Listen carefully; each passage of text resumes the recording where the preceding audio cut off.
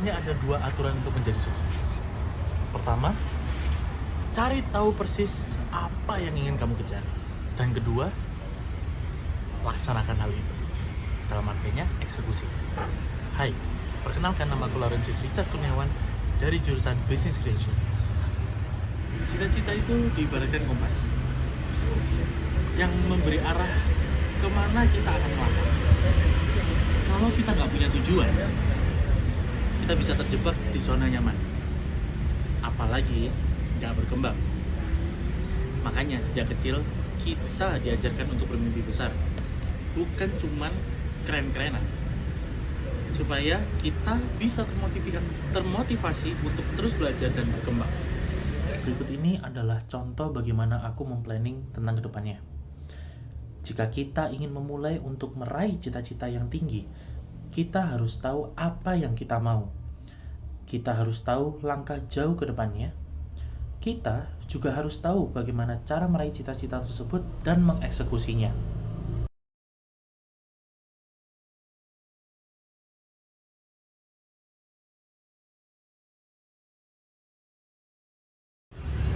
Keluar dari zona nyaman itu mungkin tidak mudah bagi kalian, tapi tidak ada salahnya untuk mencoba, karena itu adalah step awal untuk kalian menikmati prosesnya nanti di luar sana, dan tidak ada salahnya untuk mencoba.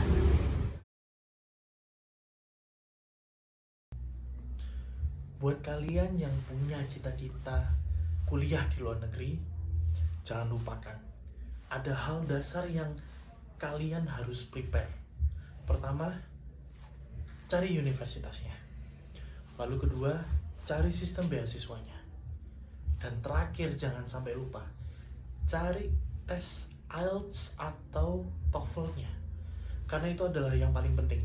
Dan tak lupa juga, cari caranya untuk mencatat atau membuat CV atau apapun itu yang berkaitan dengan studi kalian ke luar negeri. Oke, untuk mencari universitas itu ada dua tipe. Yang pertama, dari universitasnya sendiri yang top di dunia. Aku sebutkan 3 saja ya, berdasarkan survei yang sudah aku cari. Pertama, University of Oxford. Itu benar-benar yang terbaik dari negaranya Inggris atau UK. Lalu, yang kedua adalah Massachusetts Institute of Technology atau MIT. Itu ada urutan kedua di USA. Dan terakhir adalah Harvard University. Itu juga ada di USA. Dan kalian, khususnya anak-anak jurusan bisnis, kalian bisa mencari business school yang terbaik di dunia. Aku sebutkan 3 ya. Yang pertama, University of Harvard. Itu benar-benar terbaik nomor 1. Lalu kedua ada INSEAD, Universitas INSEAD. Lalu peringkat ketiga ada Sekolah Bisnis London. Nah, dari ketiga itu, aku sudah menemukan di jurusanku sendiri, jurusan bisnis, ya 3 itu tadi. Nah. Oke, jadi di sini aku akan menjelaskan bagaimana caranya aku mencari di Google, yaitu pertama adalah Best University. Nah, ini ada beberapa universitas paling bagus dari website pertama dan ini yang kedua. Nah, di sini aku lagi mencari-cari yang mana yang paling tepat. Lalu aku juga cari yang bagiannya business school di sini. Nah, kita scroll pelan-pelan.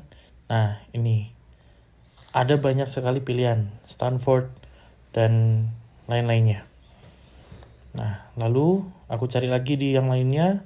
Ternyata banyak sekali data-datanya. Oke, untuk website beasiswa terbaik saat ini yang sudah aku cari ada 3 website. Yang pertama adalah Kobi. Kobi adalah website paling terbaik untuk kalian cari beasiswa saat ini. Karena di situ tertera lengkap sekali caranya seperti apa, kalian harus ngapain, nanti bagaimana cara mendapatkannya, dan lain-lainnya sudah ada di websitenya langsung. Kedua ada Scooters. Scooters itu terbaik nomor 2 karena menurutku adalah memang tidak sesusah itu kalian untuk cari. Di situ pasti akan banyak opsi. Lalu yang terakhir, aku mencari dari universitasnya sendiri. Aku mendapatkan satu, yaitu Oxford Brookes University. Itu adalah website khusus untuk beasiswa. Oke, jadi yang pertama di sini aku mencari tentang scooters di Google. Nah, di sini kita bisa lihat bahwasannya banyak sekali informasi di dalam scooters itu dari King Abdullah University dan lain-lain sebagainya. Ada banyak itu per page-nya. Ada lain-lainnya juga, dan banyak sekali news yang ada di situ yang bisa di kita lihat satu-satu di situnya. Lalu kita di sini juga bisa melihat jadwalnya apa aja di bulan-bulan tersebut. Lalu kita cari lagi di website yang lainnya. Contohnya yaitu seperti Harvard College. Nah, di sini banyak sekali ada scholarships dan lain-lain, dan kita bisa lihat terms and condition-nya di situ dan lain sebagainya. Untuk website tes IELTS dan juga TOEFL, itu aku menemukan dua. Apa aja? Kalau kalian tahu Duolingo, itu benar-benar membantu kalian. Itu ada free practice dan banyak lainnya, kalian bisa belajar dari situ, dan kalian juga bisa take di situ untuk yang berbayar. Kalau untuk tesnya saja itu gratis, kalian bisa coba di situ. Lalu yang kedua adalah CareerWise. Itu memang aku cari, namun aku masih belum mengerti caranya seperti apa, karena masih memang agak membingungkan saja. Jadi aku harap kalian bisa mencari yang lain-lainnya selain dua tadi yang aku kasih contoh. Oke, di sini aku akan kasih tahu kalian soal tes IELTS dan TOEFL. Nah, pertama ada di Duolingo. Nah, di Duolingo ini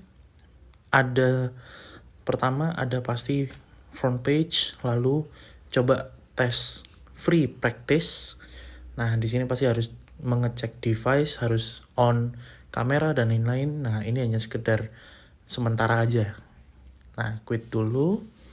Nah, itu ada praktisnya apa aja, tes info, dan institusis. Nah, ini kalau untuk buying, nah ini ada 2 tes dan 1 tes. Harganya masing-masing tertera di situ. Nah, ini aku coba cari lagi yang lain. Ada jadwal tes IELTS. Nah, kalau di sini ada di IDP IELTS. Nah, di sini ada banyak sekali jadwalnya dari masing-masingnya. Ada yang Jakarta, Surabaya, dan masih banyak lagi.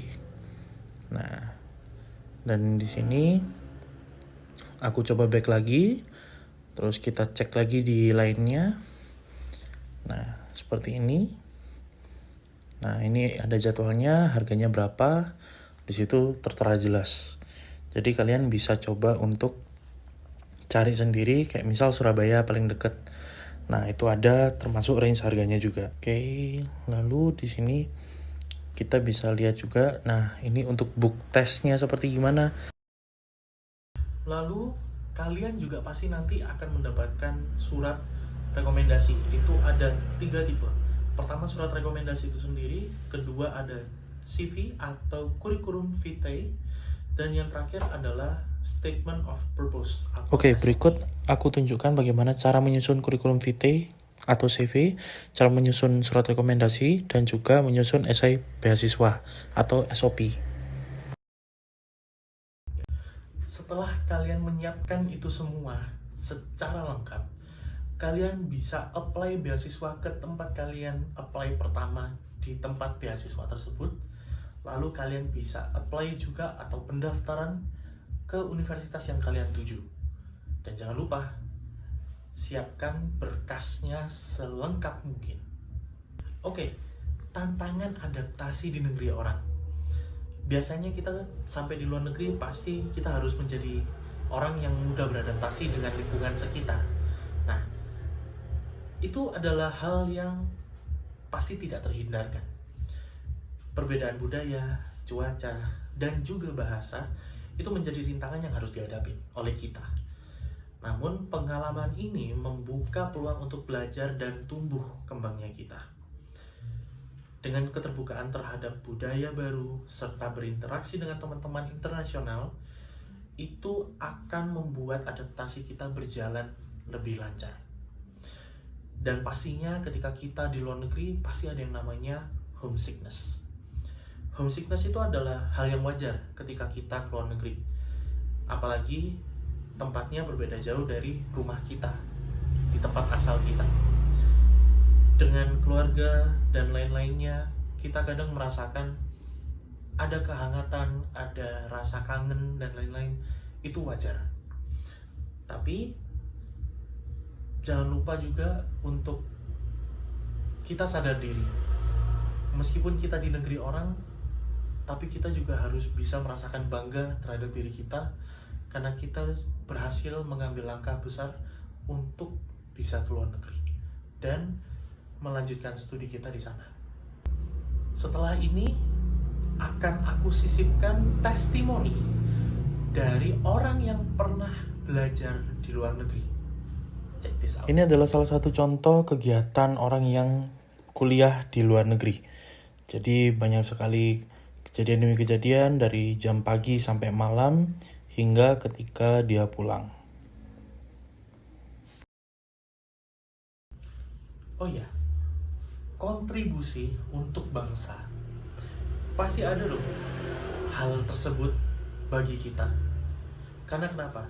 Setelah menempuh pendidikan di luar negeri, terkadang mahasiswa membawa pulang pengetahuan dan keterampilan dan juga perspektif global yang bisa diterapkan untuk memajukan bangsa. Kontribusi ini tidak hanya dalam bentuk inovasi atau pengetahuan baru, tetapi juga dalam membantu perkembangan ekonomi, teknologi, dan kebijakan yang lebih baik. Mengejar cita-cita tinggi termasuk studi di luar negeri membuka peluang besar untuk berkembang, berinovasi, dan berkontribusi bagi kemajuan bangsa. Thank you.